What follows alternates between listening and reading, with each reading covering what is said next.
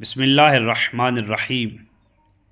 امام زین العابدین علیہ السلام فرماتے ہیں، اللہ نے میرے چچا عباس علیہ السلام کی وفاداری اور جانثاری پر دو خاص مقام اور انعام میرے چچا عباس کو عطا فرمائے ہیں۔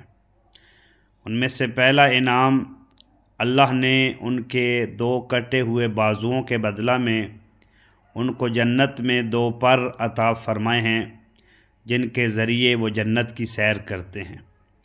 اور دوسرا مقام، روز قیامت اللہ تمام شہداء کے سامنے مولا عباس علیہ السلام کو وہ مقام و مرتبہ عطا فرمائے گا کہ جس کو دیکھ کر تمام اول و آخر شہداء رش کریں گے۔ اللہم صلی علی محمد و آل محمد وعجل فرجہم۔